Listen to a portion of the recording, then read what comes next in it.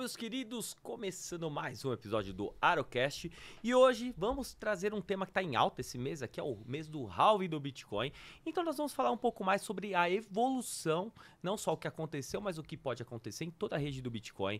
E hoje meu convidado é um dos caras que mais entende aqui do Brasil do Bitcoin, da Light Network, é um cara que já palestrou em eventos da XP, trabalha aí rodando Node, inclusive aí, vai falar um pouco melhor, se apresentar para vocês, inclusive ele esteve no podcast Os Sócios, ele aproveitou a vinda do Arocast, é claro, e falou, Perini, vou lá fazer uma palhinha. Foi o contrário, é claro. Mas é isso, seja muito bem-vindo, Diego Colli. Muito obrigado, André, pelo convite. Estou absolutamente honrado de estar aqui contigo. Espero que o papo seja tão divertido e instrutivo quanto foi o nosso papo ontem lá no Os Sócios. E estou aqui para contar um pouco da minha história e o que mais for interessante aí para a tua audiência. Eu que agradeço, inclusive, por ter topado ali em última hora. Eu falei, eu pensei, o cara já tá com a agenda. Na próxima vez que vier para São Paulo, bora marcar, né? Aproveitando. E deu certo. E deu certo. Inclusive, estamos mandando esse episódio aí, né? Ele tá mandando mais próximo do halving, pessoal, porque a gente tem que falar desse evento. Mas antes da gente falar do Bitcoin, do halving, que a gente sabe que entrou, não tem como sair. Sim. Se apresenta pra galera que não te conhece, o que você faz. Pra quem ainda não te conhece, pode olhar pra sua câmera, fica à vontade. Maravilha. Então, um prazer, pessoal, pra quem não me conhece. Meu nome é Diego Collin, K-O-L-L-I-N-G.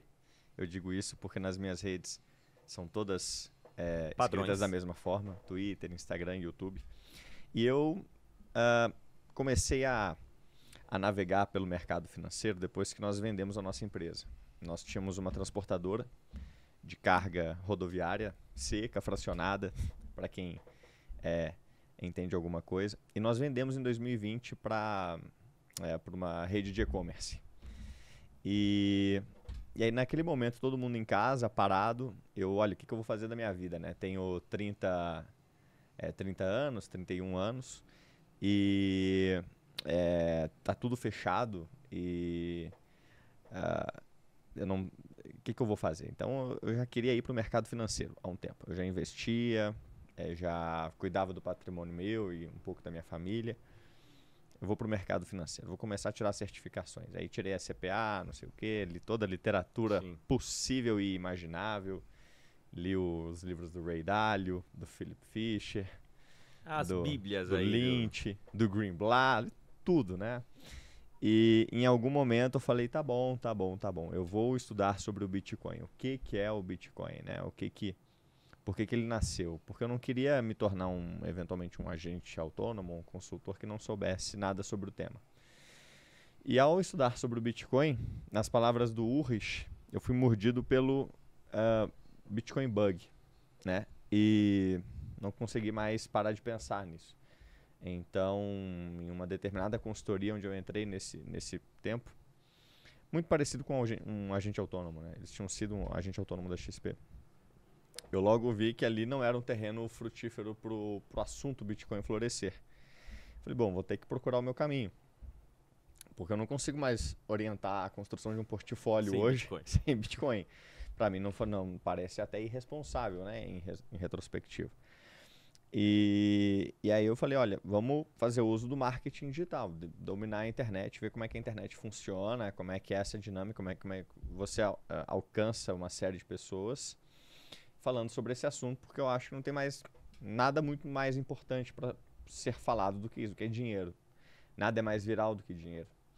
Quando o assunto é a sua saúde financeira, nada é mais importante do que dinheiro. O que é dinheiro deve ser a pergunta mais importante do século. Em retrospectiva, isso vai ficar claro nos próximos anos. Então, cá estamos, nessa de entrar no Bitcoin a fundo. Porque uma vez que você coloca, como eu coloquei, a totalidade do seu patrimônio em Bitcoin, eventualmente você começa a se fazer perguntas se você for uma pessoa responsável, né? Que é o seguinte, tá bom, como é que eu ajudo a cuidar agora daquilo que é meu? Então você começa a rodar um nó de Bitcoin. Por que um nó de Bitcoin? Imagine uma rede, sabe aquelas redes baianas? Aquela rede clássica. Tem vários nós, né? Conectados numa rede. Esse é o Bitcoin. Um nó, vários nós conectados numa rede. Você começa a rodar um nó, para ser mais um nó de uma rede que agora está mais forte porque tem mais um nó que é você. E E um nó de Bitcoin, ele tem vários papéis, tá, André? Quando você começa a rodar o seu próprio nó, você está fazendo ali, na verdade, cerca de 5 coisas. Você está auditando a rede, você está sendo o judiciário da rede, julgando se está todo mundo fazendo certo, auditando o passado, né, para ver se ninguém surrupiou. Você está acessando o que a gente chama de cyberespaço, que é uma nova dimensão, digamos assim, onde hoje a gente vive, né?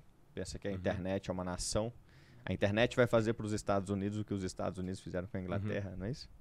Então, um portal para acessar essa nação cibernética é o seu nó. Se você não tem um nó, você está usando de alguém. Você está sendo o seu próprio banco, né? Então, você está transacionando seus bitcoins sem depender de ninguém. Então, usando o seu próprio nó. E dentre outras coisinhas mais.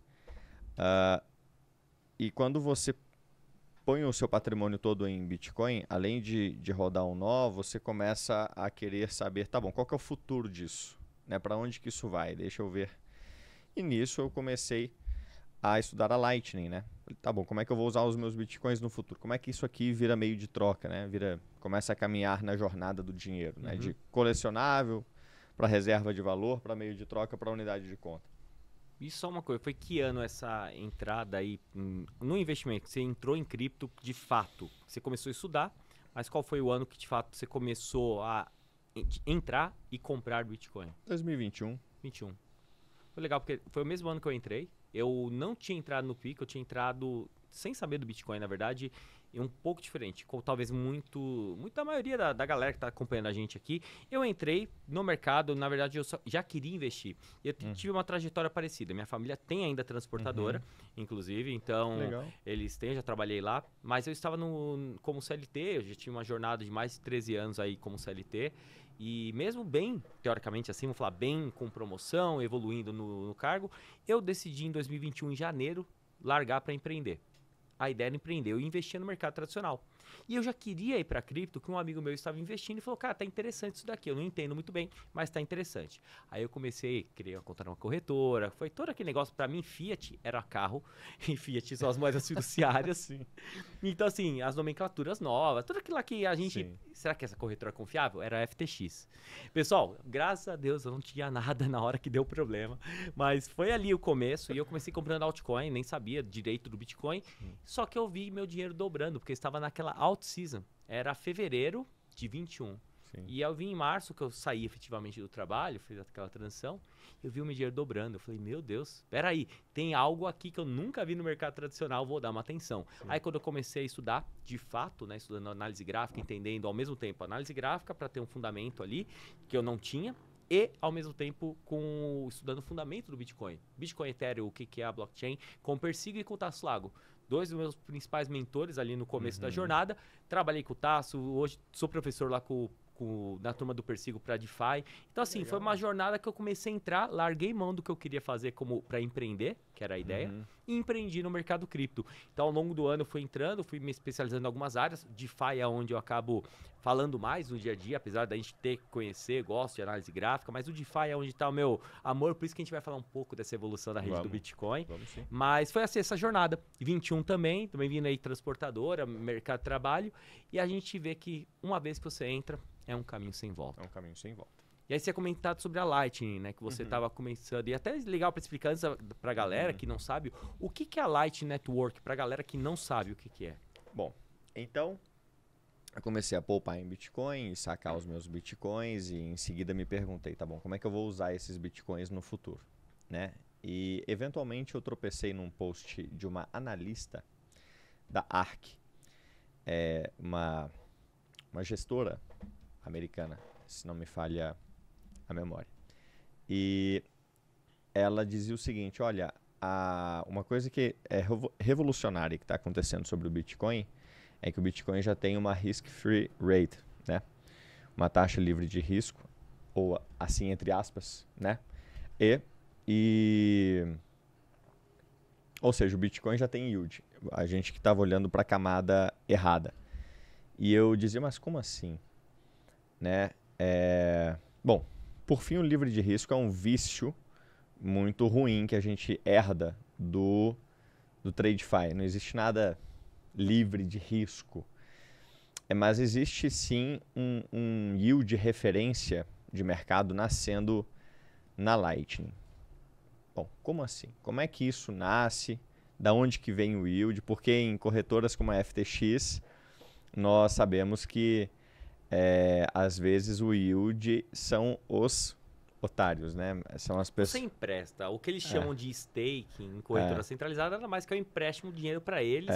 Eles chamam como quiser, está lá dentro da plataforma dele. Você acha que está fazendo de uma forma descentralizada, só que não existe descentralização na centralização. Isso. E aí, estudando a Lightning como funcionava, eu descobri que ela é basicamente um Pix global do Bitcoin.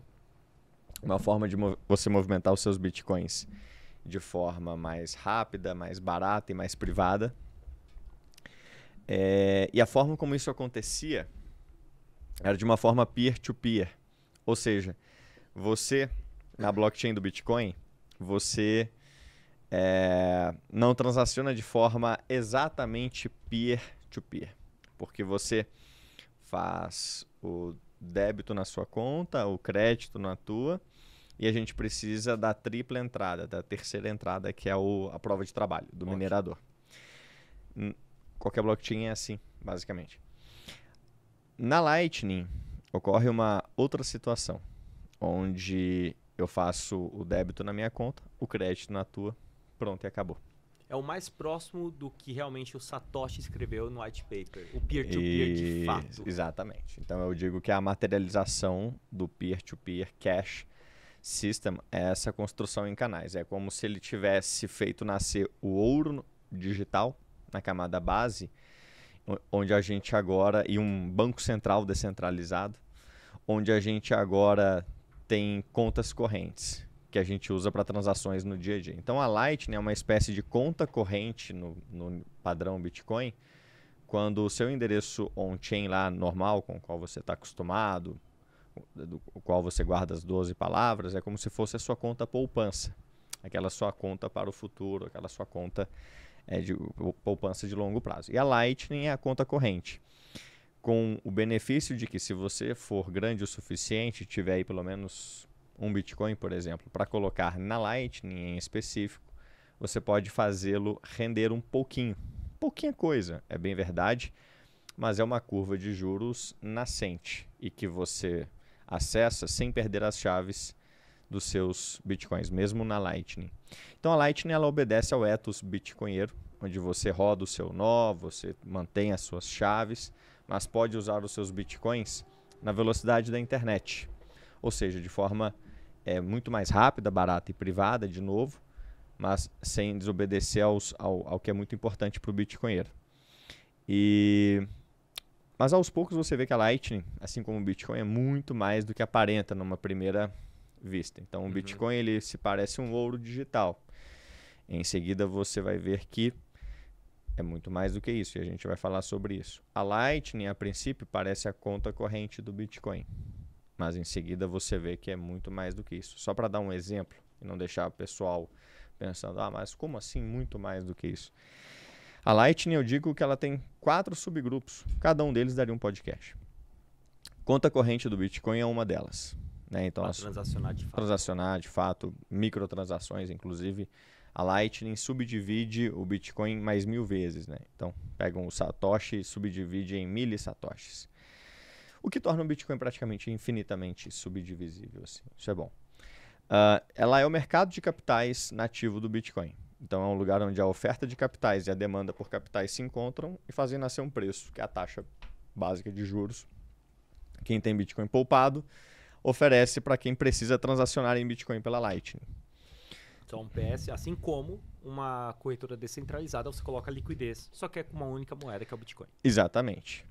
A Lightning é também nesse formato que eu comentei contigo, que é uma rede nó a nó, formada por vários nós. A Lightning ela divide boa parte do código com um protocolo que vocês em casa já devem conhecer, que é a rede Tor. A rede Tor é aquela internet descentralizada que precede o Bitcoin há muitos anos. É uma internet descentralizada, ponto a ponto, peer-to-peer, é que o Satoshi já citava como uma tecnologia resistente à censura. E a Lightning, ela usa muitas das mesmas tecnologias que a própria rede Tor. Então a Lightning, ela é uma internet do dinheiro. A Lightning é como se fosse uma rede Tor com moeda nativa, o Bitcoin. A Lightning, ela é uma rede Tor sem os problemas da rede Tor. Como, por exemplo, a Lightning já nasce com um mecanismo anti-spam nativo. Um dos problemas da rede Tor é que ele não tem, por não ter moeda nativa, ele não tem anti-spam. Então, quem usa a rede Tor em países como Rússia e China, para escapar da censura, sabe que a Tor está sempre sofrendo censura. Sempre sofrendo ataques DDoS. Exatamente. Ataques DDoS. Ataques esses que não são possíveis na Lightning como são na rede Tor. Então, a Lightning tem potencial para fomentar uma internet, fazer nascer uma internet com tráfego genérico de dados mesmo, uma rede Tor mesmo, paralela, só que mais descentralizada, mais segura, mais privada.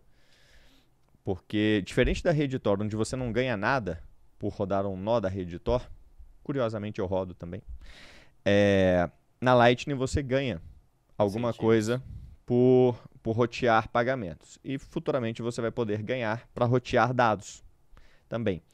Então ela é uma conta corrente, ela é um mercado de capitais, ela é uma internet nascente, a internet do dinheiro, a internet com moeda nativa. E por fim, ela é uma grande corretora, ou está prestes a se tornar uma grande corretora descentralizada e multimoedas. Então, a Lightning como sistema financeiro vai poder processar pagamentos em várias moedas, muito em breve. Isso é algo que eu acho sensacional, porque até então a gente imagina a Lightning Network para você transacionar numa sidechain, ou falar uma segunda camada de uma maneira muito simples para a galera, como se fosse uma segunda camada do Bitcoin mais escalável, que a gente consegue transacionar de uma forma muito mais barata. E até depois a gente fala de utilização, acho que isso é muito legal também, mas beleza, e é só o Bitcoin? Então a gente fala, dá para usar Bitcoin? Dá para usar. Mas a partir do momento que a gente tenha outras opções também de moedas, se você até falar de stablecoins, vindo para lá, até mesmo foi um assunto do podcast, né? De talvez a rede Tron, que é a líder hoje em Tether, não ser mais. Isso é legal. Uma das teses minhas como bitcoinheiro, de um bom recorte dos bitcoinheiros, é justamente de que o Bitcoin ele deve... a gente já está há tempo demais na defensiva, sabe, André? O bitcoinheiro ele sempre foi muito precavido, ele sempre partiu do pressuposto de que todo mundo é culpado até que se prove o contrário, de que toda atualização é ruim. Sim. E isso é uma funcionalidade, não é um bug, não serviu muito bem até hoje. Mas o mindset que tem tomado boa parte da comunidade hoje é que a gente já está há muito tempo na defensiva e chegou a hora da gente partir um pouco para o ataque e começar a capturar a market share de coisas que já nos tiraram ao longo do tempo muitos desenvolvedores, nos fez deixar de ganhar muitos FIIs para mineradores, levou muito investimento anjo para outras empresas em outras chains. E uma das coisas que o ecossistema do Bitcoin está atuando forte para trazer para nós são as stablecoins, né? Então a gente quer que ainda esse ano cerca de 10 milhões de dólares de Tether sejam emitidos sobre o Bitcoin e já embarcados na Lightning para circularem pela Lightning como circulam hoje só Bitcoins, como você falou. E isso deve ser transformacional, porque fazendo umas contas básicas, se 2%... Bom, vamos lá. Tem 1000 vezes mais stablecoins do que Bitcoins na Lightning. Tá? O tamanho da Lightning é 1/1000 do tamanho das stablecoins no mundo. Tá? Então, se você for fazer uma conta básica, 2%... Se 2% das stablecoins do mundo vierem para a Lightning, isso é transformacional para a Lightning. Proporcionalmente falando, é um absurdo, porque existem 1000 vezes mais stablecoins do que Bitcoins na Lightning. E a Lightning pode receber o incentivo que faltava para ela mostrar a que veio. Porque hoje ela tem 100 milhões de dólares, ou 120, ou 150 agora com a subida do Bitcoin. Ela está perto do all-time high de capacidade em dólares, mesmo que não esteja no all-time high em Bitcoin. E, no entanto, a Lightning ela tem uma proporção de um ratio, que a gente diz, de utilidade sobre especulação muito baixo, porque ela só é utilizada para coisas úteis, ela não é utilizada para especulação pura e simples. Então você não deve comparar o capital que tem na Lightning com o capital que tem em WBTC, por exemplo, porque tudo que está na Lightning está sendo usado para transações no dia a dia, enquanto outras coisas como WBTC não estão sendo usadas para coisas úteis, mas para especulação e etc. E agora, quando a gente se torna multimoedas e traz o dólar para a nossa rede, aí a gente tem potencial de escalar para os bilhões de dólares que temos em algumas outras alternativas. Sem dúvida. E foi legal porque algumas semanas atrás eu estava em Nova York e eu falei, eu vou usar Bitcoin em algum local, eu vou achar para realmente vou pagar a conta de um bar, de um restaurante em Bitcoin. E eu comecei a procurar. Dá para contar nos dedos de uma mão os locais que aceitam Bitcoin. E tem um bar lá chamado PubKey, que é um bar Bitcoiner. Inclusive tem, depois eu te mostro aí, até vai sair um cortezinho, provavelmente até o episódio já vai estar publicado no meu Instagram. E ele é um bar que tem toda a temática. E eu estava lá no dia que ele bateu o time high de 72, 73 mil dólares ali. E aí você senta no balcão, como um pubzão, e você vê o número, o valor do Bitcoin ao vivo lá mudando. E tem matemática, eles também têm contos de Bitcoiners, assim, lá, tem várias coisas. E foi bem legal que eu fui em um dia, quando estava batendo a máxima, e voltei no outro que estava tendo o encontro. E foi o único lugar que eu consegui gastar em Bitcoin lá em Nova York. Mesmo com uma cidade absurdamente grande, é difícil você encontrar. Então, se você vê, imagina que o estabelecimento receba em dólar e não tem a maquininha, não tem aquela taxa. Então, assim, até aqui no Brasil, se tivesse uma stablecoin de real, para o estabelecimento aqui, rodar dentro na Lightning seria tirar a maquininha do estabelecimento. Seria 3, 4%, dependendo do negócio, para o cara colocar de lucro no bolso. E a gente também pode rodar um Bitcoin, igual a gente falou da cervejaria Dogma, ela é uma que aceita aqui em São Paulo. O Bitcoin é um dos locais que a gente consegue usar para movimentar a economia, o que eu acho muito legal. E é difícil de achar ainda. Então, talvez se a gente tiver stablecoins pro estabelecimento, talvez para um cara que não entenda muito de Bitcoin, ele vai entender, é dólar, beleza, já é alguma coisa. E aí é o primeiro caminho para a gente ter uma aceitação da rede e futuramente do Bitcoin. Sim. É uma mudança de paradigma muito grande. Isso da Lightning, essa solução de pagamentos por cima da rede do Bitcoin, é se tornar multimoedas. Eu vou explicar o porquê. É possível que muitos estabelecimentos no futuro, eles já mudem o paradigma de eu aceito o Bitcoin para eu estou integrado com a Lightning, ou eu aceito a Lightning. E o adesivo na frente do estabelecimento, para além do Bitcoin é aceito aqui, a Lightning é aceita aqui. Por quê? Porque a Lightning ela vai ser multimoedas. E Bitcoin vai ser uma das moedas que passam ali naquela rede. Sim. Então, com aquele adesivo do aceito a Lightning aqui, você provavelmente terá a segurança de poder ali pagar através da Lightning com a sua stablecoin de euro para que o estabelecimento receba na moeda que bem quiser. Então, olha a potência disso. Ainda esse ano, será possível que eu pague uma conta lá em El Salvador, por exemplo, ou lá em Rolante, onde o estabelecimento me gera uma invoice, que a gente chama, um QR Code da Lightning. Piquezão. O piquezão da galera. Eu vou pagar com a minha stablecoin de dólar, que eu tenho na minha carteira Lightning, e o estabelecimento vai receber em Bitcoin pela Lightning. Eu não sei no que ele está recebendo, ele não sabe no que eu estou pagando. Eu pago em dólares, ele recebe em Bitcoins, tudo pela Lightning. Mágico. Então vai ter gente no mundo, em algum momento, no ano que vem, pagando em euro, pro cara em stablecoin de euro, para o cara receber em stablecoin de dólar. Então, um turista europeu viajando lá nos Estados Unidos, ele paga na stable de euro. O cara nos Estados Unidos recebe na stable de dólar. Perfeito. Tudo pela Lightning. A Lightning funcionou como a quarta coisa que a gente falava, essa grande exchange descentralizada. Ela fez o Forex. Então, o mercado de Forex ele vai ser disruptido por uma rede que é internacional, Isso é sensacional. supranacional e multimoedas, com potencial de ser uma das plataformas mais rápidas, baratas e privadas para essas transações multimoedas. Porque, como a gente dizia ontem no podcast com o Perini, a Lightning, por não ser uma blockchain, ela tem uma construção em canais, como se fosse uma rede mesmo, como o Bitcoin. Vários nós interconectados. Não é uma blockchain. Isso a permite poder ser o único protocolo do universo cripto onde as transações podem ser gratuitas e instantâneas. Por quê? Nem o preço e nem o tempo da transação são definidos, são arbitrados pelo protocolo.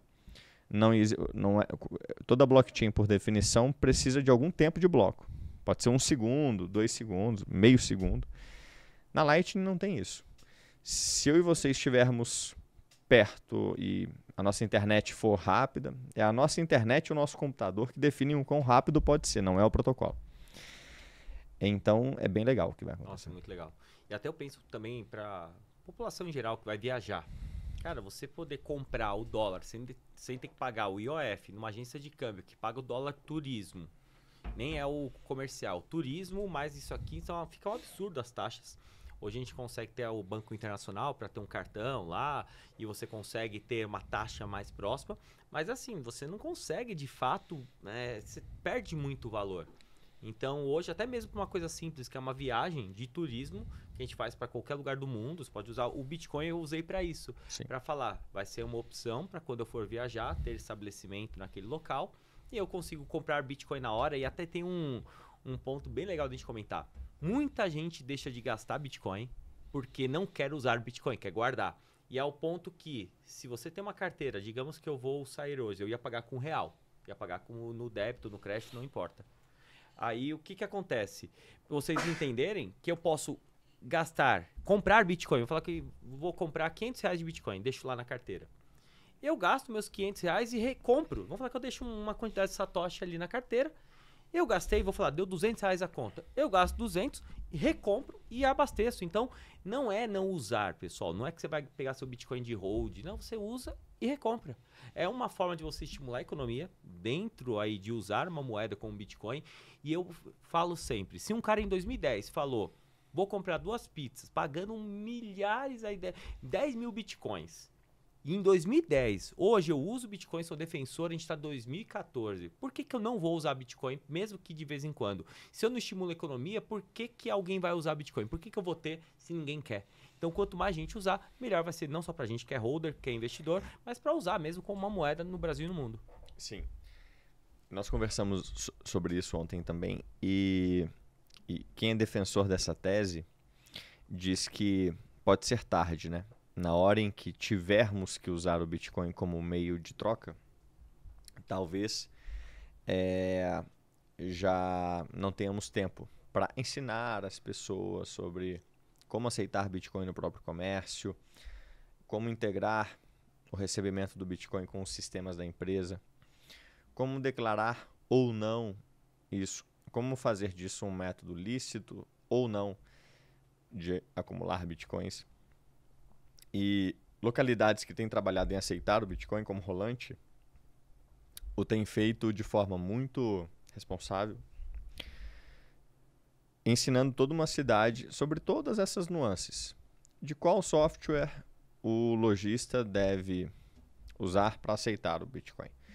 O que é a Lightning, o que é on-chain, quais as diferenças. Então, tanto o público que quer gastar bitcoins quanto o público que quer entesourar bitcoins pode coexistir sem problemas. Não acho que um público deva tentar convencer o outro do contrário, porque os dois se beneficiam, né? Quem entesoura Bitcoin valoriza para quem quer gastar e quem gasta enriquece o ecossistema e valoriza o Bitcoin de quem o tem entesourado. E a Lightning, no momento em que a gente está, em 2024, permite isso. Pode ser meio de troca, ela é muito conveniente para isso. Pode ser que gerações futuras já não enxerguem a Lightning da mesma forma que a gente já não enxerga a blockchain da mesma forma que gerações passadas. Então, gerações passadas puderam fazer transações na blockchain com 0 fees por V-byte, né? Zero. Basicamente, mineradores incluíam transações de forma gratuita. E hoje a gente já não vê dessa forma. No passado, né, um exemplo que eu dou famoso é que casas de pôquer usavam a blockchain do Bitcoin. Isso deixou de ser possível. Então, em algum momento, nem as gerações futuras poderão usar a Lightning como a gente usa hoje. Terão que usar ainda uma outra solução. Porque a Lightning, no melhor dos cenários, ela é para 10 ou 100 milhões de indivíduos ou instituições usando-la da forma soberana. Você rodando o seu próprio nó, você mantendo as suas chaves. Mais do que isso, não vai caber no bloco tal como nós temos hoje. Como mudar o tamanho do bloco não é uma possibilidade, teremos que construir ainda outras soluções. E aí existem algumas propostas na mesa hoje para embarcar o próximo bilhão de pessoas. Que aí é change, então. E aí você tem soluções concorrentes que todas elas beneficiam muito a Lightning no final do dia, mas que atuam de forma complementar a Lightning, em conjunto com a Lightning. Uma delas que o universo cripto já está acostumado são as sidechains. Então as sidechains do Bitcoin são uma das narrativas mais quentes hoje. Eu sugeriria ao pessoal se atentar àquelas sidechains que que tem potencial de ser de fato L2. É isso que eu queria até evoluir o assunto para essa parte. E aproveitar antes aqui pra galera, pessoal, a gente já tá aqui, a gente acaba até esquecendo. Se você tá curtindo esse episódio, tá entendendo melhor o potencial que tem, a gente vai começar a falar do que já rolou também de mudança. Vou falar dessa parte de Layer 2 no Bitcoin. Mas se tá curtindo, deixa esse like aqui. Se não é inscrito, aproveite para se inscrever. Arocast toda semana com episódios aqui, não só com o pessoal de cripto, mercado tradicional, empreendedorismo. A ideia é trazer um podcast que vai te manter informado, te ajudar a ser um bate-papo para você tá ouvindo aí no carro, qualquer lugar, no seu trabalho, não importa. A ideia é que você aprenda mais aqui de uma forma bem descontraída, leve. Essa é a ideia. Então vai chegando aí, deixa esse like, que isso ajuda também o canal a crescer. E antes de a gente mudar essa aí, eu quero fazer uma pergunta, assim, resposta bem direta mesmo. Se perguntasse para você, em 2021, que você tinha estudado Bitcoin, a definição, o que é um Bitcoin, o Bitcoin, e hoje, em 2024, o que é o Bitcoin, quais seriam as definições? Mudou bastante? Mudou. Mudou porque em 2021... Bom, difícil dizer o que eu teria respondido, porque eu acho que eu não recebi... Mas padrão, talvez? Será que a resposta padrão? Bitcoin, unidade de medir, uma moeda, reserva de valor, algo do tipo? Eu acho que em 2021, no começo da jornada, eu teria dito algo como... O Bitcoin é uma espécie de moeda digital, é um dinheiro mágico da internet. Algo nesse sentido. E hoje, em 2024, Bitcoin para mim é o que eu rodo no meu nó. Porque pouca gente se dá conta disso. Que a opinião dela é irrelevante em relação ao que é o Bitcoin. Se ela não tem um nó. A opinião dela se manifesta no nó dela. E se você não tem o seu nó e não sabe do que eu estou falando, e você já sacou bitcoins da corretora, você já transacionou os seus bitcoins, você usou o nó de alguém. Pergunte-se de quem é o nó que você está usando. Normalmente é o nó da carteira que você usa. Então, se você usa, por exemplo, uma Blue Wallet, uma carteira comum, a Blue Wallet está conectada no nó da Blue Wallet. Né? O que acontece é que você vai usar a versão do Bitcoin que a Blue Wallet quiser.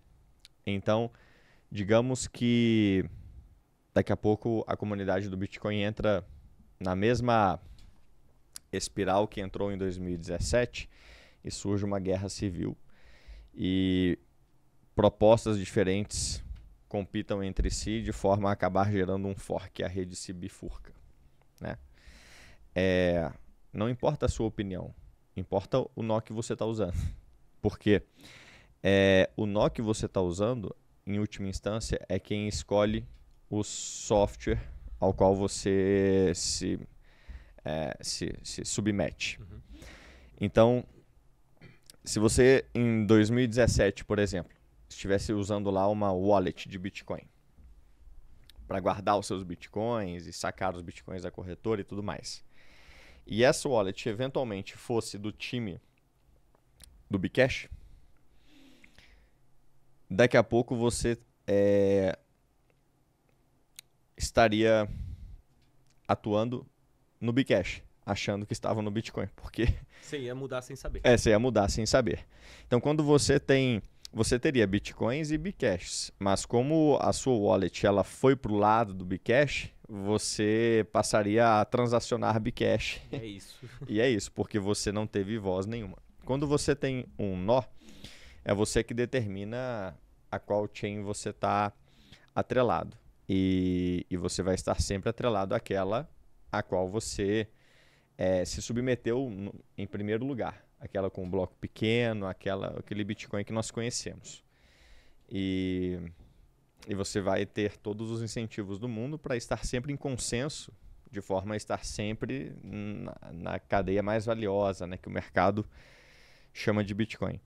Então o Bitcoin para mim hoje é o que eu rodo no meu nó, porque na prática, quando eu olho a minha wallet Bitcoin, e ali eu vejo os Bitcoins que eu tenho, eu só sei que eu tenho eles porque eu perguntei para o meu nó.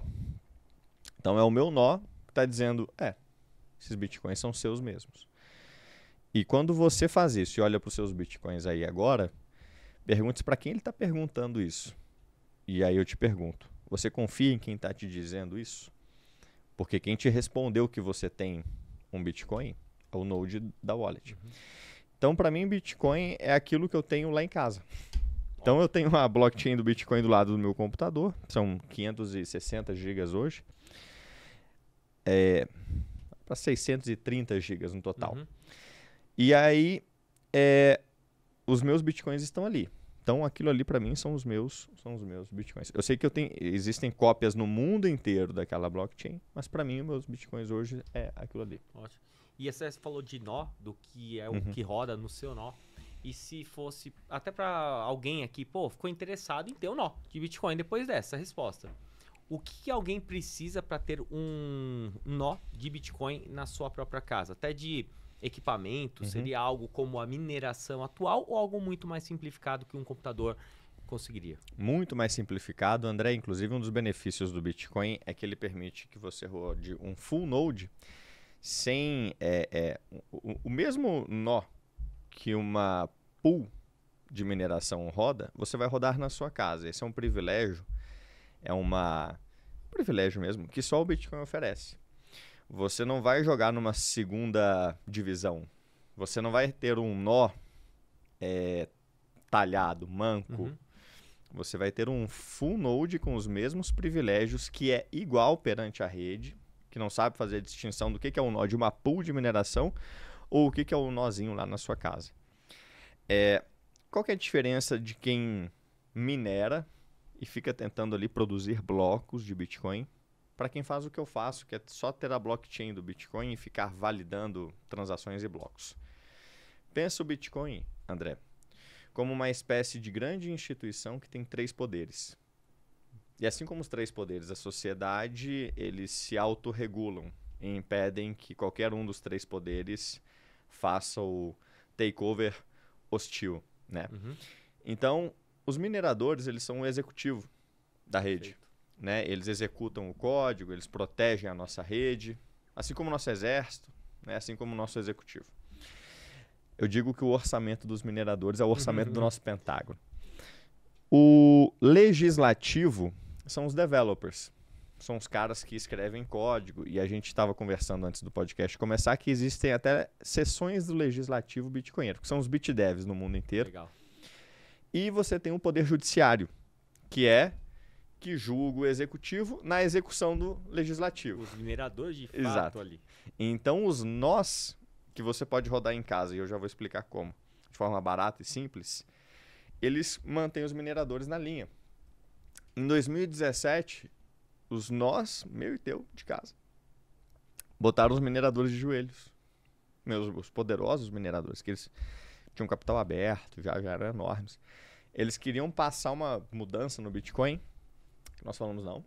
Se vocês passarem isso, Na hora que vocês submeterem ao judiciário, que é essa rede de nós não vamos aceitar o bloco de vocês. Digamos que eles usam a força computacional de fato bruta, mas assim, eles não têm o poder de tomar as decisões, porque senão seria um poder muito grande pelo dinheiro que eles captaram e têm. E como é que você faz a antiforça dos mineradores? Como é que você exerce a sua influência na eventualidade da BlackRock querer fazer o fork dela? Na eventualidade da BlackRock entrar em conluio com mineradores poderosos? Você vai rodar o seu nó em casa e você vai levar a palavra adiante. Porque os mineradores, eles não produzem bitcoins, tá? Os mineradores, eles produzem blocos. Tá? E eles só vão receber bitcoins por esses blocos se, e somente se, a rede de nós bitcoins, nós meus e de vocês, aprovarem o bloco. Então, se o minerador, como aconteceu em 2017, tiver medo que o bloco dele não será aceito, ele já pensa 2 vezes antes de fazer uma besteira. Então, pois bem, você tem gente que valida e é o judiciário da rede, que é gente que só quer usar o Bitcoin de forma soberana, individual, independente. E tem gente que produz blocos. Para você ter um nó de Bitcoin, é super simples hoje, tá? Existe uma... Bom, eu vou listar aqui para ser simples e rápido. Idealmente, esse nó deve estar sempre online. Afinal de contas, você quer a todo momento estar acompanhando a blockchain do Bitcoin para estar em tempo real atualizado quanto aos seus saldos, né? Porque é lá que você verifica os seus saldos. Então você vai dedicar uma máquina para isso. Uma maquinazinha, diga-se de passagem, é um bom começo. Um computador que o pessoal usa muito é um que chama Raspberry Pi. Mas hoje tem mini PCs aí de R$ 1.500, notebooks de R$ 1.500 que funcionam também, tá? Você vai colocar Linux nele. Basicamente qualquer Linux funciona, desde que seja baseado em Debian. Mas o Ubuntu, que é o mais comum, já funciona. Então o Ubuntu hoje, a instalação via pendrive é mamão com açúcar, é como se fosse um Windows assim, só que Linux. Uma vez que você botou o Linux nessa maquinazinha dedicada, uma máquina pode ser usada, pode ser alguma coisa que você já tenha. Idealmente ela deve ter 1 TB de HD e 16 de RAM. Perfeito. São configurações básicas até. Você botou o Linux nela, você vai digitar uma linha de código. É a única linha de código que eu peço que você digite. E o resto vai fazer nascer dentro do seu Linux um ambiente onde o seu nó Bitcoin vai ser só clicar e instalar. Legal. E essa linha de código que você vai digitar é uma espécie de sistema operacional chamado Umbrel. Então você digita aí Umbrel, U, M de Maria, B de Brasil, R de raiva, E de escola, L de Lula. Por favor, podemos usar laranja? L de laranja, bem melhor. Umbrel.com. E aí tá lá na página inicial a linha que você vai digitar para fazer nascer esse negócio lá dentro do seu Linux, e o Node Bitcoin vai estar a um clique de distância. Muito legal. E cara, a gente tem bastante coisa ainda para comentar, assim, é muita coisa dentro do Bitcoin, né? A gente falando de evolução. E a ideia mesmo, pessoal, com esse podcast, além de trazer o Diego falando de Lightning, eu tive mais atenção na Lightning depois de ver uma palestra sua, que eu entendi melhor. E recentemente a gente teve uma mudança também na rede do Bitcoin, que foram os Ordinals, que foi uma revolução para 2023, que veio, de fato veio. Hoje é uma realidade, tem coisas evoluindo. Então, pra gente pegar Ordinals e o que deve vir daqui para frente, pra galera que não entende, eu vou resumir rapidamente e vocês podem complementar. Os Ordinals, praticamente eles conseguiram pegar cada satoshizinho, que é a 8ª casa decimal do Bitcoin, e falar como se fosse uma moeda de 1 centavo. Tá? Então cada moeda, ela é uma moeda, ela vale 1 centavo, só que tem um satoshi que é do bloco que aprovou, o satoshi mandou pro Ralph Finney, o outro que é o do pagamento da pizza. Ou seja, foram blocos que a galera que é colecionador gosta e falou, opa, eu quero pegar esse satoshi, essa moeda de 1 centavo que saiu na primeira edição do real. Mais ou menos essa linha. E com isso se tornou ordinário, mesmo sendo algo fungível, ele pode ser único, assim como uma nota que pode ser de uma série específica. Sim. Então a gente começou a ter esse movimento de ordinals, onde identificaram as raridades daquele satoshi.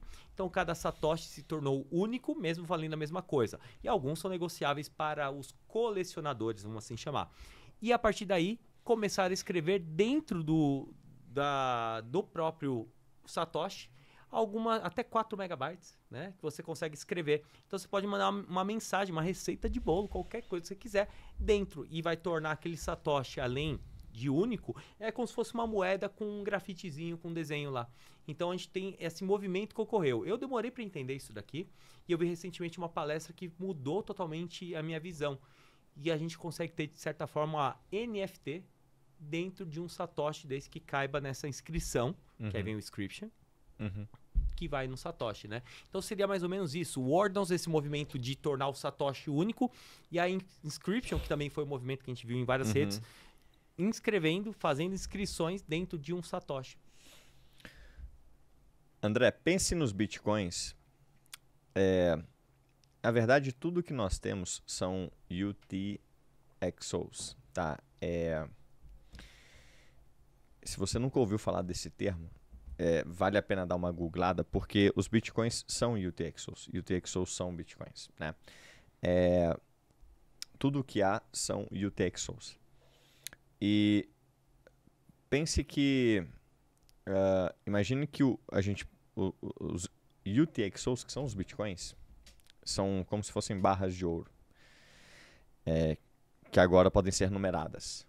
Esse é o protocolo Ordinals, né, que basicamente colocou essa numeração nessas barrinhas de ouro.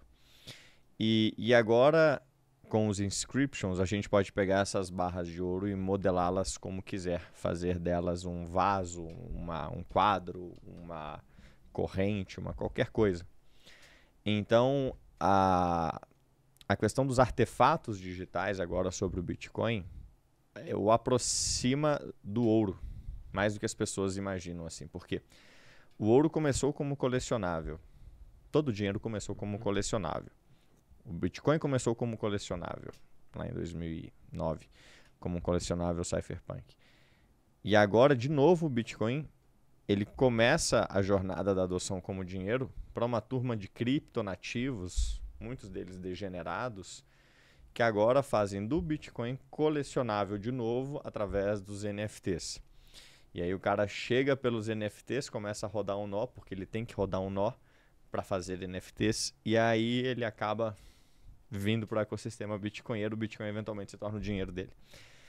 Então, os ordinals você descreveu perfeitamente, é isso mesmo, é um metaprotocolo. Não, por que meta? Porque ele não existe. É um consenso que nós criamos aqui entre eu, você e todo mundo.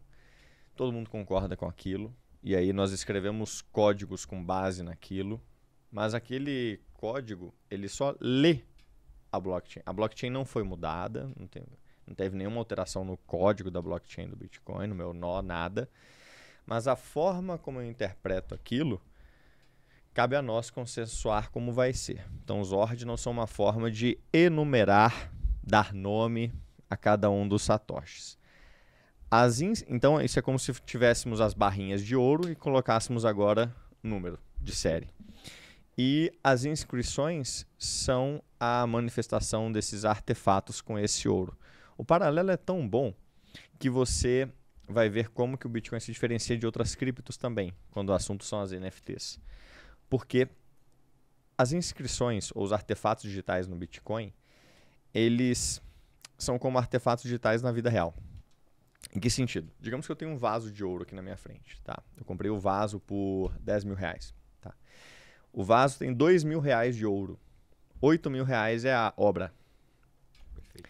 Se aquela obra for pro brejo, porque o artista faleceu, porque o artista se tornou um pilantra ou coisa assim, porque aquele vaso saiu de moda, porque aquele vaso agora é considerado feio, eu derreto o vaso, fico com 2 mil reais de ouro. É isso, o vaso tem 2 mil. Inclusive, o ouro do vaso vai apreciando com o tempo. Pode ser que eu tenha pago 10 mil reais por um vaso, onde só tinha 2 mil reais de ouro. Mas dali a 10 anos, Aqueles R$2.000 de ouro valem os R$10.000. Eu até brincaria com uma nota de R$1 que hoje não existe em circulação. Que vale R$100. Ela sempre vai, ela vai valer R$100 para quem quiser, mas da pior das hipóteses ela vale R$1. E sempre vai, ela não temos novas notas, mas ela vale. Diferente de uma NFT, talvez você tenha um macaquinho, aquele profile picture, né? Aquela lá que você deve ter comprado, eu tenho uma também. Pelo menos eu gostei do desenho que eu comprei lá no final, lá no passado. Mas é isso, no final das contas pode valer 0. E uma nota, um Bitcoin ainda tem seu valor de um Bitcoin. Ou isso. Seu Satoshi. Isso daí. Os NFTs no Bitcoin vão ter sempre Bitcoin juntos. Então, no pior dos casos, você ganha pelo menos a apreciação dos Satoshis ali atrelados. Isso é muito legal. E vocês comentaram até nos sócios e pra galera, como que... Digamos, eu tenho Bitcoin na minha carteira. E eu quero consultar se eu tenho algum Satoshi raro. Vamos falar assim, eu quero ver se eu tenho um do dia da pizza. Até o Perini falou que tem um lá nele. Como que eu consigo ver e extrair esse Satoshi da minha carteira de uma maneira isolada? Tem algum site que a galera consegue conectar? O Magic Eden, se não me engano, acho que ele consegue fazer um marketplace, né? Já são algumas opções para você fazer essa verificação, que é imputar as suas chaves públicas, né?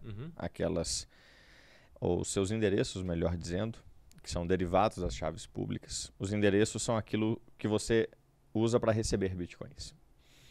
E são os endereços que você vai usar nesses rastreadores de ordinals para saber se você tem satoshis raros, né? Nessa mesma interface onde você vai rodar o seu nó Bitcoin, você vai rodar um software que é uma espécie de nó da rede do protocolo ordinals. E lá você vai poder fazer essa verificação. Que é o Ord.io. Na Umbrel, que eu comentava mais cedo, que é onde você vai rodar o seu nó Bitcoin, tem um aplicativo que se chama Ord.io, se eu não estou enganado. E é lá que eu recomendaria que as pessoas fizessem isso, porque você o faria de forma autocustodial no seu computador e não entregaria para ninguém que você tem. Porque sempre que você consulta numa mempool.com, tá registrado que você está interessado naquele endereço. Provavelmente é porque é seu. Aí daqui a pouco você vai no magiceden.com. Nem sei se é esse o endereço. Mas você consulta um endereço que é seu, provavelmente é porque é seu. E eles vão tomar nota disso e podem entregar para as autoridades. Tudo bem, cada um faz as suas escolhas, não é nada, não vejo... Só saiba o que você está fazendo. Perfeito. E tente fazer tudo relacionado ao Bitcoin dentro da sua máquina. Perfeito. E acho que esse é um game change, né? Que a gente começou a ver com as NFTs, né? Na rede do Bitcoin. E aí começou com muita crítica. Eu fui um cara que falou, cara, se o Bitcoin entendendo somente o Bitcoin da maneira que foi feito, ok, não faz sentido. Mas a partir do momento que a gente começa a ver que é possível, que isso realmente faz parte, que não vai atrapalhar, tudo bem, a rede pode ficar mais movimentada, até acho interessante também para que surjam as soluções de L2 e talvez, assim como o Ethereum, vou até fazer uma analogia, o Ethereum você tem a primeira camada, assim como você tem a camada do Bitcoin. São duas blockchains que são, dentro do trilema, focaram em segurança e descentralização, mas a escalabilidade ainda é um problema e tudo bem. Então, outras soluções vêm para dar maior escalabilidade, as segundas camadas, vamos assim chamar, de uma maneira bem simplista, assim que você tem rede da Polygon, Arbitrum, Optimism, você tem uma Lightning Network e outras que devem surgir.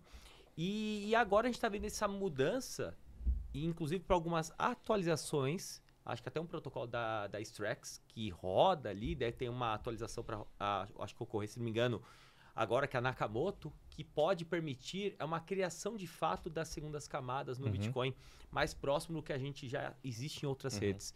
Como que você vê de fato daqui para frente o que pode se tornar o Bitcoin? Porque até então o Bitcoin não roda contrato inteligente. Então hoje tudo que a gente fala de DeFi do Bitcoin, de certa forma a gente consegue ver na Lightning, com o que você explicou hoje. Mas na rede do Bitcoin a gente não consegue ver ainda, né? Principal. O que você vê como o futuro da rede do Bitcoin com essas atualizações que devem surgir a partir agora de 2024 para ter tanto segundas camadas como também um DeFi na rede do Bitcoin? Muito bom. André, excelente oportunidade para a gente trazer o seguinte ponto, tá? De atenção. Que convém deixar a audiência a par. Aparentemente, a narrativa sobre o Bitcoin desse ciclo atual, que mais vai trazer oportunidades para as pessoas se darem mal em algum momento será a de L2 do Bitcoin. Porque o pessoal vai aproveitar ali o fuzuê, tudo vai virar L2, os tokens L2, entre aspas, do Bitcoin vão se proliferar. E muita gente mal intencionada, não estou dizendo que são todas, mas muitas mal intencionadas vão tirar proveito disso. Tá? Então, como é que eu sugeriria a quem está chegando nesse ambiente agora do Bitcoin, querendo estudar o que são L2, abordasse essa narrativa? O que são L2, em primeiro lugar? Tem uma boa definição do que são L2 para não comprar gato por lebre. Se você quer uma boa definição de L2, uma L2 que deve estar aqui pelos próximos 100 anos, como o Bitcoin, e que estará aqui enquanto estiver o Bitcoin, L2 é o que tem uma saída unilateral e não permissionada na blockchain do Bitcoin. Ou seja, você está lá na L2 e você quer vir para a L1. Você pode fazer esse pulo de forma unilateral, sem precisar que alguém concorde, e não permissionada, sem precisar que alguém permita. Hoje, quem se enquadra nisso? Só a Lightning. Não existe hoje uma sidechain no Bitcoin com essas propriedades. Todas as sidechains hoje, e aqui eu estou falando da Liquid, e da Stacks. Site, você pode entrar aqui num site, você vai pegar várias possíveis L2. L2 Watch, eu acho. É esse mesmo, L2.watch. .watch. Exatamente. Então, ele expandiu a definição de L2 para ser basicamente qualquer coisa, o que é muito propício para quem quer fazer o pump and dump e tudo mais. Porque sobre essa definição estrita de L2, só a Lightning se enquadra, mas, Diego, só a Lightning para todo sempre? Não. O que pode vir a ser uma L2 em forma de sidechain? Tem um projeto chamado Citreia, captou 7,5 milhões de dólares agora. Não vai ter um token também, vai ser como a Liquid, uma proporção de 1 para 1. Então não permite especulação, que é um ótimo sinal.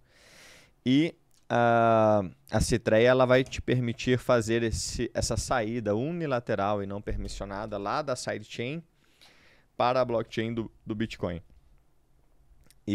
Mas a Citreia ainda não está em funcionamento. E como ela tem um foco em utilidade e geração de valor, ela tem usos de casos específicos, talvez DeFi ou talvez uma plataforma para pagamentos mais rápidos, uma alternativa à Lightning, a melhor forma de você captar o valor que a Citreia pode gerar como sidechain para o Bitcoin é tendo Bitcoin. Ô Diego, só a Citreia por enquanto? Só a Citreia por enquanto. Mas quais são as soluções de escalabilidade que você enxerga para além da Lightning, para além da Citreia? Existe uma nova tecnologia emergindo que são de UTXOs, que eu comentava anteriormente, virtuais. UTXOs virtuais elas são uma espécie de... Bom, não tem nem forma fácil de colocar, mas pensa que a UTXO é o Bitcoin de verdade. Quem tem Bitcoin tem UTXOs, né? UTXOs virtuais são como se fossem cheques de UTXOs. São cheques que você pode resgatar por UTXOs na blockchain do Bitcoin. É como se você pudesse pegar uma UTXO, que é Bitcoin de verdade, e dividir ele entre 10 pessoas, cada uma com um chequezinho. Então, você virtualizar as UTXOs é uma das formas de você escalar o Bitcoin para além da Lightning, para além das sidechains. Então, tenham atenção quanto às narrativas que vão surgir por aí. E tenham em mente que diferente dos protocolos Ethereum e outras chains que possuem segunda camada também, no Bitcoin existe uma dinâmica diferente, onde, por exemplo, a Liquid, a Citreia, sidechains do Bitcoin, não possuem um token especulativo, um token próprio, com uma cotação diferente. Não é outro token, é o mesmo. Né? A ideia é que seja o mesmo token. A Lightning nem token tem. É uma outra coisa. A Lightning é o Bitcoin. Então, em todos esses casos, o token mais beneficiado é o Bitcoin. Sim, faz sentido. Então, se você está comprometido a ver nas L2 o futuro e algo que pode ser extremamente benéfico para o Bitcoin, eu hoje, aqui em março de 2024, abril de 2024, não vejo forma melhor do que ter o próprio Bitcoin. No atual estágio, comprar tokens de L2 de Bitcoin especulação pura. É uma especulação pura quando o Bitcoin está vivendo, como a gente disse anteriormente, o renascimento e uma fase 2, uma season 2. Então eu sei que o ímpeto de especular é grande. O ímpeto do próximo grande boom. Mas se você comprar Bitcoin, guardá-lo com responsabilidade, preparar a sua sucessão on-chain caso você bata as botas, rodar um no Lightning, ter a sua carteirinha Lightning soberana para você fazer uma comprinha, comprar uma camiseta lá na Refúgio Bitcoin, comprar uma hardware wallet pela Lightning, fazer o básico no Bitcoin, vai te permitir dar o próximo passo. Vou comprar X ou Y de forma muito mais consciente, porque partir para outros tokens antes de você fazer uma jornada pode te fazer, em retrospectiva, lá na frente falar: nossa, se eu tivesse dado um passo após o outro, um pé depois do outro, não teria me estribuchado, talvez. Pular etapas, né? É pular etapas. Então, não pule etapas no Bitcoin, eu diria. Saiba que na hora certa você vai saber bater um olho no projeto e saber se é sidechain, se não é, se é L2, se não é, se é um projeto sério ou se você está sendo a liquidez de saída do time fundador. Perfeito. Porque eu acho que isso aí é ótimo para você colocar para a galera, porque até tinha feito com um grupo que a gente tem, uma comunidade lá de DeFi, e a gente falou, vamos dar uma estudada nos projetos de DeFi no Bitcoin. São todos projetos off-chain, ou seja, que a pessoa cria uma aplicação que vai conectar uma rede e ela faz o melhor que eu vi é uma bridge que leva para o Ethereum um token, que também é off-chain. É tudo como o WBTC. O princípio é o mesmo. É na verdade significa que você está mandando os seus bitcoins para a multisig de uma empresa. Exato. O que é um horror, assim, da perspectiva do ethos bitcoinheiro, de nunca perder a sua custódia. Se você... vamos lá. DeFi bitcoinheiro, no padrão Bitcoin. Pesquisem uma companhia que chama Atomic.Finance. É uma companhia que começou a desenvolver DeFi na Ethereum e se frustrou com o ethos da comunidade da Ethereum, porque as pessoas entregavam as suas moedas para as empresas assim, sem nem pensar duas vezes, em troca de um yield absurdo. Eles migraram para o Bitcoin, não para construir DeFi, mas para o nome que eles julgam melhor, que eu concordo, que é Sound Finance. Então, Sound Money merece Sound Finance. DeFi, na opinião deles, já tomou essa conotação de degeneração total. Então, Sound Finance. A Atomic Finance te permite hoje, sem você perder as suas chaves, entrar em contratos derivativos que são construídos de forma peer-to-peer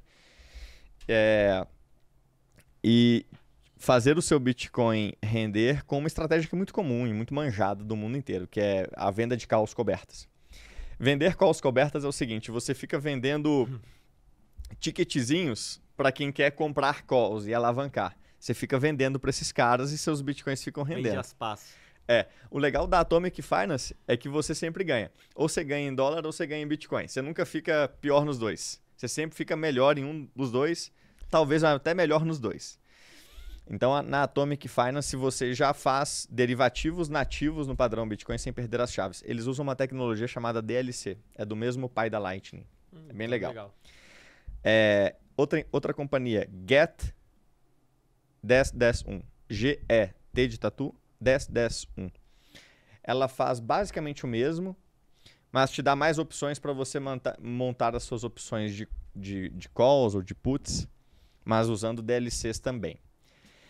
E para quem quer Saber e qual é o futuro do DeFi no Bitcoin? A gente vai precisar passar por um soft fork. O soft fork, nosso próximo, deve ser poderoso o suficiente para que a nossa blockchain vire uma espécie de Uniswap. E aí, leilões on-chain... Isso vai ser, isso realmente, quando ocorrer, a gente vai ver, de fato, não só o renascimento, mas a reinvenção quase do que a gente enxergava do que era a definição. Por isso que eu fiz aquela pergunta da definição do Bitcoin. Porque a partir do momento que isso, de fato, ocorrer, a gente pode ver um mercado totalmente diferente e o Bitcoin ser o central como era para ser. Sim. Essa é a ideia. E a gente já está no final aqui do podcast, né? Já estamos nessa reta final. Antes de fazer as considerações, eu quero fazer uma pergunta. Você que é um Bitcoin maximalista, muito cabeça aberta e por isso que está aqui com certeza. Eu também tenho quero mandar um abraço pro Lucas Nakata, meu amigo também, o Naka, que também é um cara que a gente brinca, né? Tá lá no grupo dele e tem tanta gente entrando, tem uns caras shitcoinheiros, como ele fala, né? Ele tá até fazendo uns tradezinhos ali. E aí a pergunta, eu sei que você só tem Bitcoin hoje. Isso hoje você já falou ontem, eu já sei. Mas você também utiliza para fazer alguns trades utilizando, por exemplo, seu Bitcoin. Vou fazer um trade de Ethereum. Ethereum está barato diante de Bitcoin. Você troca por Ethereum para voltar para Bitcoin? Você faz essas jogadas também? Pensa num cara que é um zero à esquerda para análise técnica e trade, sou eu, cara. Eu nunca fiz uma análise técnica na minha vida, eu não sei. Não é que eu não acredito, não. Claro, eu não acho que é o melhor negócio do mundo, mas assim, eu nem saberia por onde começar. E eu já tive, sim, né, uma carteira na Binance orientada por uma casa de análise com todo tipo de token que você pode imaginar. Mas graças a Deus a minha migração para o padrão Bitcoin foi rápida. Então, não, eu não faço esses trades, mas muito também por inabilidade. Eu não saberia fazer e, portanto, eu não recomendo, né? Eu recomendo aquilo que eu sei que é. Sim. E olha que eu comecei errado. Entrei no topo em 2021, tomei uma ré de 80%, mas meu patrimônio já mais do que dobrou no período, porque ao longo desse tempo eu continuei fazendo aportes constantes e vendi tudo que podia, né, para além de ter lançado as turmas, quando o Bitcoin estava ali 40, 30, 20 mil dólares. Então, mais do que recuperei o que perdi entrando no topo, porque tenho comigo o que é de mais rico. É o conhecimento de que o Bitcoin é o futuro. Nós vamos vencer. É questão de tempo que ele bata 1 ou 2 milhões de dólares. É a minha previsão para 2030, 1 milhão de dólares, com 90% de chance. É a da Swan.com também. Então, a minha estratégia funciona para mim, encontre o que funciona para você.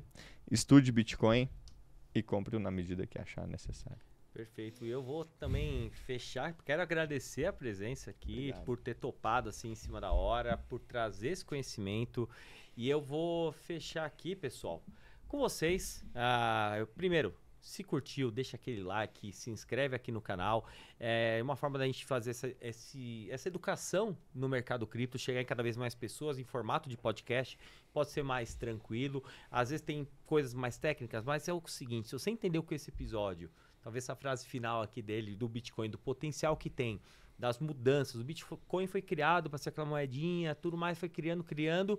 E aí, com o passar do tempo, a gente está vendo novas coisas surgindo. Talvez essa evolução da Lightning, que para mim, eu acho que foi o mais sensacional disso daqui, que a gente pode ver na prática. E eu convido a vocês para criarem uma carteira. Joga sei lá, R$50, vai tomar um chopp na Dogma, vai lá no garagem do meu amigo Léo. Então vai para algum lugar que aceite, vá para Rolante. Eu pretendo ir fazer uma viagem com calma para produzir um conteúdo, mostrar a utilização do Bitcoin no dia a dia. E eu acho que isso é a melhor forma de você ter essa experiência, como eu falei numa viagem agora recentemente, e espero que vocês tenham. E vou terminar com a frase dele, já que eu já pedi isso aqui para todo mundo seguir, tudo mais. As redes sociais deles, inclusive, estão na descrição do vídeo. E, pessoal, Halving está chegando. E eu falo uma coisa, Bitcoin é uma realidade, goste ou não, e cada um vai pagar o preço que merece. Foi isso que ele falou no evento da XP para os Faria Limers. E é assim que eu encerro o nosso Arocast. Obrigado, Diegão. Obrigado a todos. Um abraço e até a próxima. Tchau. Valeu.